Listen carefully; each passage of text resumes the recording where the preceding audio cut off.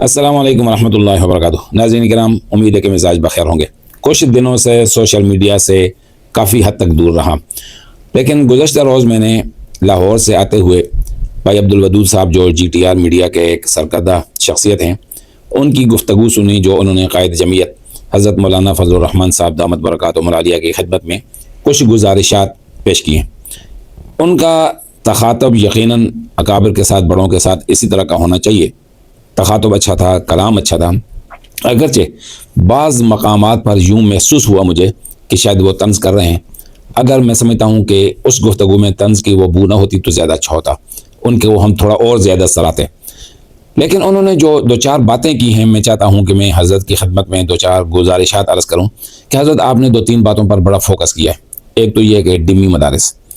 اور دوسرا یہ کہ بچونگڑے۔ تیسری بات جو آپ نے کی ہے کہ آپ نے جامعۃ الرشید کو کوٹھا کہا ہے۔ تو حضرت میں یہاں سے آپ کی خدمت میں بھی بڑے ادب کے ساتھ، بڑے احترام کے ساتھ ان تین باتوں پر چند گزارشات عرض کرتا ہوں۔ دیکھیں، کوٹھے کو جہاں آپ لفظ جو مولانا نے کوٹھا بولا ہے اور اس کا جو معنی آپ نے لیا ہے، حقیقت یہ ہے کہ کوٹھے کا لفظ کا، کوٹھے کا جو معنی آپ نے لیا ہے وہ اچھا نہیں لیا، شریف لوگوں والا نہیں لیا۔ دیکھیں، ہماری زبان میں ہم آج بھی یہی کہتے ہیں، کیا کر رہے ہو جی؟ کوٹھا بنا رہے ہیں۔ کیا کر رہے ہو؟ کوٹھے کی تعمیرات ہو رہی ہے، کوٹھے پر لنٹر ڈال رہے ہیں۔ یعنی ہماری زبان کے اندر ہندکوں میں آپ کو بتاؤں، میں ہارون رشید میرا نام ہے، میں اٹک سے آپ سے مخاطب ہوں، ہم آج بھی کوٹھا کہتے ہیں۔ آپ نے اس مولانا کے اس کوٹھے کو جس کوٹھے کی طرف تشبیہ سمجھی ہے، میں سمجھتا ہوں کہ یہ ایک آپ جیسے عالم کے لیے یہ تشبیہ جو آپ نے سمجھی اچھی نہیں سمجھی، اور مولانا نے قطعاً کوٹھے سے مراد وہ کوٹھا نہیں لیا۔ میں آپ کو بتاؤں، آپ کراچی سے باہر نکلیں اور آپ کے ساتھ جن مدارس کا الحاق ہے، اور دیوبند کے کچھ اور لوگوں نے بھی جو حکومت سے بورڈ لیے ہیں، وفاق لیا ہے، تو ان کے ساتھ جن لوگوں نے الحاق کیا ہے وہ کوٹھا نما ایک کمرہ ہے جس کے اوپر مدرسہ اور دارالعلوم لکھا ہوا ہے۔ تو مولانا نے وہاں جو مراد لی ہے کوٹھے سے، وہ کمرہ لیا ہے کہ ایک کمرہ، ظاہر ہے آپ اردو میں اس کو کمرہ کہتے ہیں، لیکن ہم آج بھی اس کو کوٹھا ہی کہتے ہیں۔ کیا کر رہے ہیں؟ اگر میں اپنی زبان میں آپ کو سناؤں تو ہم کہتے ہیں جی کوٹھے پہ چڑھنا۔ تو یہ کوٹھا لفظ جو مولانا صاحب نے بولا ہے وہ ان کی مراد، اور جو آپ نے اس کی مراد لی ہے، میں سمجھتا ہوں کہ کم از کم مولانا صاحب کی طرف آپ نے یہ نسبت کر کے یا مولانا صاحب کے استعمال کیے ہوئے الفاظ کا کوئی یہ معنی پہنا کہ آپ نے یہ اچھا نہیں کیا، یہ زیادتی کیا۔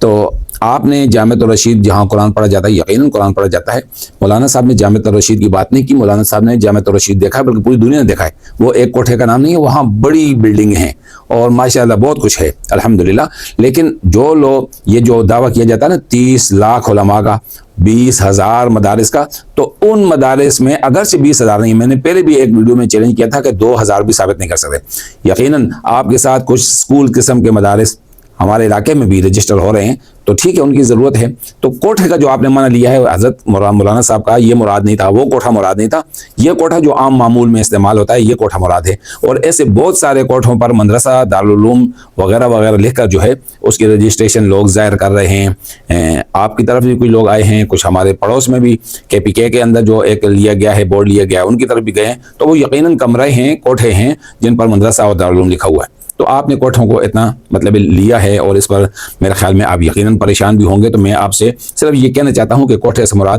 وہ کوٹھا نہیں ہے جو آپ کوٹھا سمجھتے ہیں، یہ عام جو معمول رہائش گاہ جو ہوتی ہے اس کو کوٹھا کہتے ہیں۔ اس کے ساتھ ساتھ آپ نے جو دیکھیں ڈمی کی بات کی ہے کہ آپ نے ہمیں ڈمی کہا ہے، پھر آپ نے مثال بھی عجیب دی ہے کہ آپ موبائل کی شاپ پر جاتے ہیں اور وہ آپ کو ایک ڈمی دکھاتا ہے، اس کے بعد آپ اصل دیکھیں۔ ڈمی دکھانے میں کوئی بات نہیں ہے، لیکن جب وہ ڈمی کو بیچتا ہے، آج بھی دیکھیں کہ یہ آئی فون آتے ہیں، سیمسنگ کے فون ہیں، اور یہ فون جب چائنا کاپی کر کے بیچتا ہے تو مارکیٹ میں پہلے بتایا جاتا ہے کہ یہ چائنا کا ہے موبائل، ورنہ چائنا کا مطلب آئی فون کے نام پر چائنا کی کوئی کاپی اگر بکتی ہے تو اس کی ویلیو بھی مطلب ڈی ویلیو ہوتا ہے، اور لوگ پہلے بتاتے ہیں کہ یہ جو ہے یہ ہے آئی فون ہے لیکن چائنا کا بنا ہوا ہے۔ یہ نہیں ہو سکتا کہ چائنا فون بنائے، آئی فون بنائے اور امریکہ کی اس کمپنی کی مور لگا کے بیچے، تو پھر ظاہر کمپنی جو امریکہ کی جو کمپنی ہے، جو مطلب کوئی بھی آدمی جب ڈیمی ہوگا اور ڈیمی کو اصل کر کے بیچے گا تو پھر اس پر اعتراض بھی آئے گا، اور جو اصل والا مالک ہوگا، جو کمپنی کا جو مالک ہوگا، وہ اس کے خلاف مطلب جو بھی قانونی کارروائی کر سکے گا یا جو بھی زبان سے بات کر سکے گا اس کے خلاف بات کرے گا۔ تو جہاں کا ڈیمی کی بات ہے، تو ظاہر ہے اگر انہوں نے آپ کو ڈیمی کہا ہے اور آپ نے ڈیمی اپنے آپ کو مان لیا ہے تو دیکھیں ڈیمی ہونے کے بعد پھر آپ اصل کی اس میں جب کھڑے ہوں گے، اصل لائن میں کھڑے ہوں گے، تو پھر آپ پر اعتراض کیا جائے گا اور آپ کو کہا جائے گا کہ اس لائن سے ہٹ جائیں کیونکہ آپ ڈیمی ہیں اور یہ اصل ہے۔ اسی کے ساتھ ساتھ آپ نے بچوں کی جو بات کی،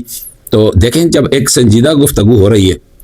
اس سنجیدہ گفتگو میں ہمارے ہاں بھی یہی ہوتا ہے۔ آپ میرے خیال میں بڑی اچھی یہ مثال ہے کہ جب آپ ایک مجلس میں بیٹھے ہوئے ہیں، بڑے بڑے لوگ بیٹھے ہوئے ہیں، اور وہ بڑے بڑے لوگ ایک بڑے حساس معاملے پر گفتگو کر رہے ہیں، چاہے وہ جرگہ ہے، چاہے وہ نکاح ہے، چاہے وہ طلاق ہے، کوئی بھی معاملہ ہے، حساس معاملے پر گفتگو کر رہے ہیں، اور ایک کونے میں آپ دیکھا ہوگا کہ محفل میں کچھ ایک آدھ غیر سنجیدہ لوگ ہوتے ہیں کہ بچوں کے ساتھ ایک بڑا بھی بیٹھ جاتا ہے اور وہ علیحدہ مطلب ہے کہ ادھر کچھ باتیں شروع کر دیتے ہیں، جس کی وجہ سے وہاں جو سنجیدہ بات ہو رہی ہے اس میں ڈسٹربنس پیدا ہوتی ہے۔ تو وہاں ایک بڑا آدمی جو بیٹھا ہوا ہوتا ہے وہ ہمیشہ آواز لگاتا ہے، او بچونگڑو۔ بلکہ آپ نے دیکھا ہوگا کہ ہمارے جو پٹھانوں کا علاقہ ہے وہ ہمارے علاقے میں ہماری زبان تھوڑی سخت ہوتی ہے، ہم تو بچونگڑے نہیں کہتے، وہ شتونگڑے کہتے ہیں، او شتونگڑو، کیوں شرارتیں کر رہے ہو، آرام سے بیٹھو، ہم ادھر سنجیدہ کام کر رہے ہیں۔ تو ایسے ہی کوئی معاملہ ہو جاتا ہے تو مولانا صاحب نے تو میں سمجھتا ہوں کہ بڑا مہذب الفاظ، اور ظاہر ہے اپنے بچوں کو یہی کیا او بچونگڑو، یعنی ہمارے اپنے بچے ہماری ایک محفل کو جب متاثر کریں گے تو ہم ان کو کیا کہیں گے، یہی کہیں گے کہ بچوں خاموش ہو جاؤ۔ تو اس پر آپ نے اتنی مطلب لمبی ایک بحث کی ہے اور اتنی لمبی درخواست کی ہے کہ مولانا صاحب آپ مطلب ہے کہ اپنے کارکنوں، ہاں میں یہ آپ کی اس بات کے ساتھ یقیناً اتفاق کرتا ہوں،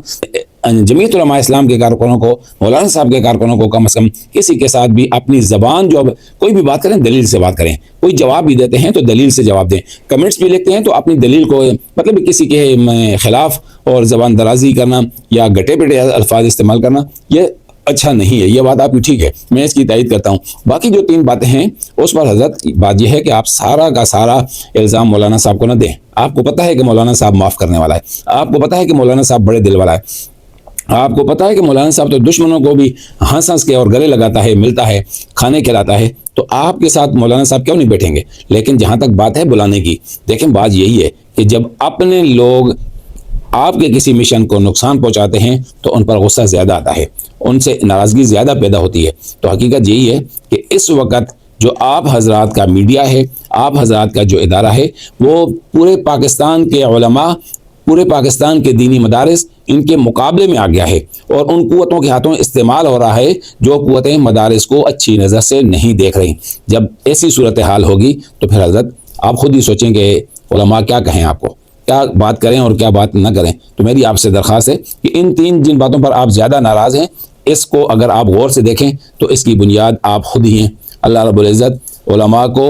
علماء دیوبند کو، علماء حق کو اتفاق، اتحاد اور اخلاص نصیب فرمائے، اور کسی غیر کے لیے استعمال ہو کر اپنوں سے جدا ہونے سے اللہ رب العزت ہماری حفاظت فرمائے۔ ناظرین کرام، کیا آپ اگر میری ان باتوں سے